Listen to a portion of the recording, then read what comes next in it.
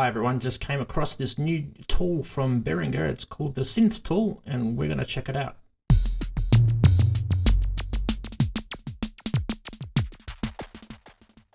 Well, thanks for sticking around and let's take a look at this SynthTool version 1.3.1 for those playing along at home. Let's launch it.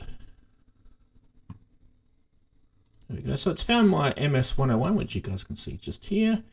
So let's click get started. Brilliant, and as we can see, it looks like it's got 3 tabs down the side here.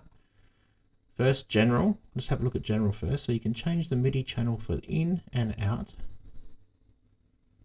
You can also change the velocity from dynamic to constant, and you can set the constant value here. Okay. You can also set the curve from soft, medium to hard.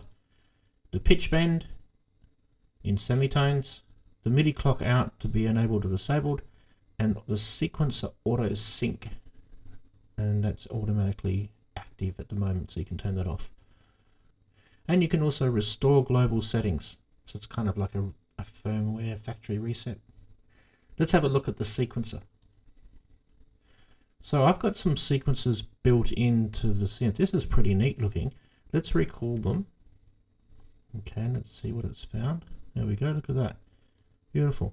So we can edit these. Now each node, it's got sequence length is between 1 and 32.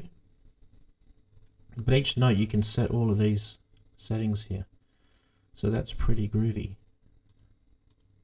You just click and it turns on and off the note. It's nice having the keyboard there as well. It's quite a good looking sequencer, that. And then the last one is the update tab, and it checks to see if you've got the latest firmware. And if you do, you can click update here, but obviously this one's up to date. So there you go, guys. That's the SynthTool version 1.3.1. Hope you liked it. Check out the video on the MS-101 firmware, which is 1.1.2. Links in the letter I, that way, up the top right hand corner. Next video, catch you then. See ya.